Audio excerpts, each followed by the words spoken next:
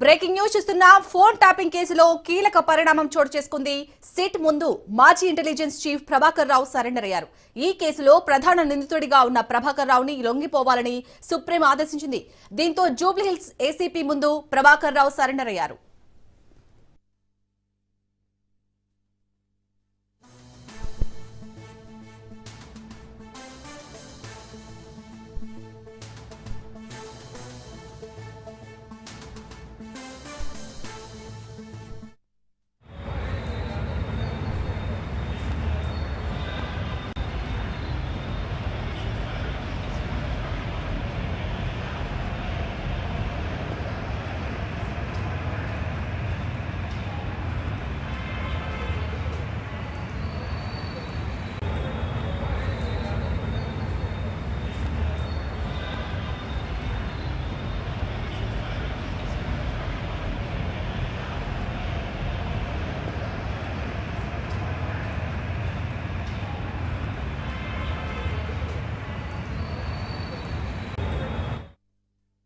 Phone tapping కేసులో కీలక పరిణామం చోటు చేసుకుంది.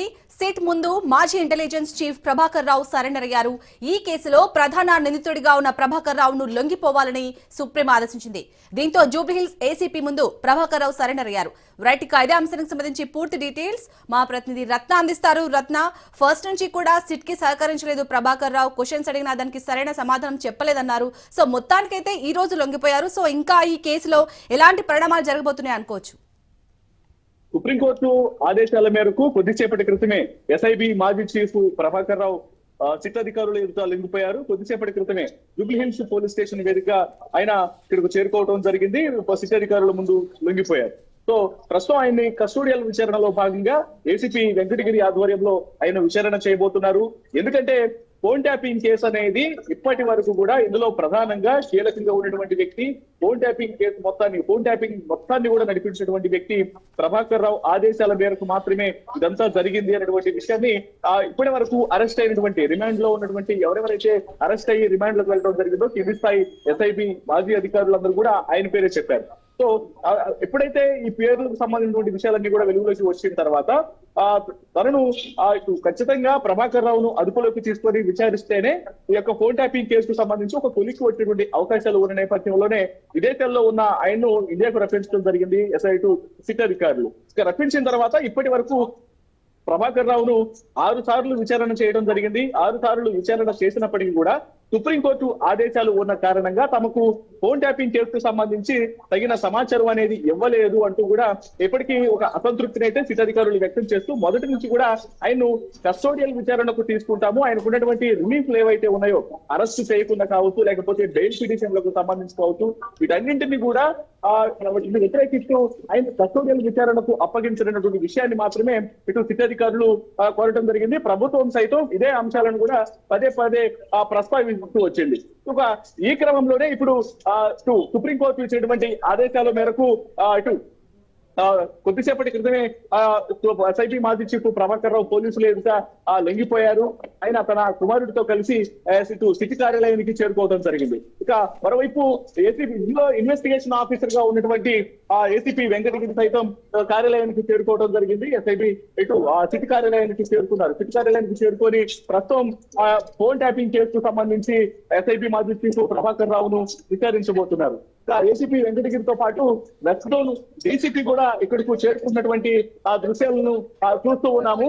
ఎందుకంటే ఫోన్ ట్యాపింగ్ కేసు అనేది మొత్తం యావత్తు రాష్ట్రాన్ని ఒక కురుపులకు గురి చేసినటువంటి కేసుగా ఉంది. కాబట్టి ఈ కేసుకి సంబంధించి ఇందులో ఉన్నటువంటి కీలక వ్యక్తులందరూ కూడా వెలుగులోకి బయటికి రావాలి అంటే ఖచ్చితంగా ఎస్ఐబి మాజీ చీఫ్ ప్రభాకర్ రావును అదుపులోకి తీసుకొని విచారణ చేస్తేనే దీనికి సంబంధించి ఒక కొలిక్కి వచ్చేటువంటి అవకాశాలు తెలుస్తాయన్నటువంటి ఉద్దేశంతోనే ప్రస్తుతం ఆయన్ను సుప్రీంకోర్టు ఆదేశాల మేరకు ఆయన లొంగిపోవడం జరిగింది.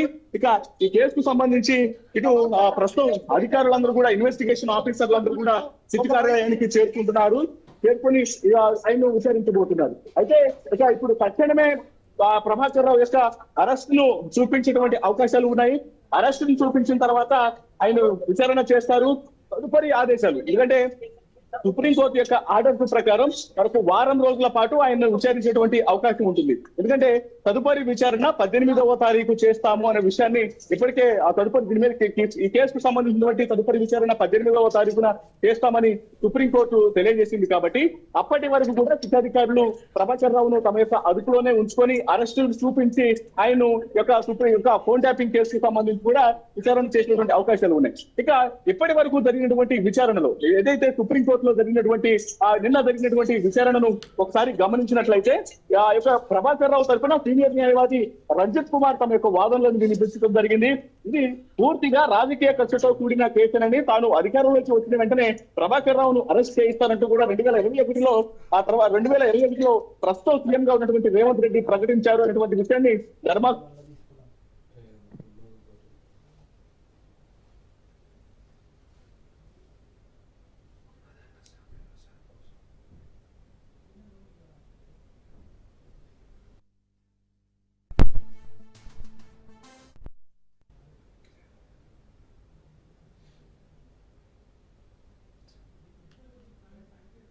Right, thank you Ratna.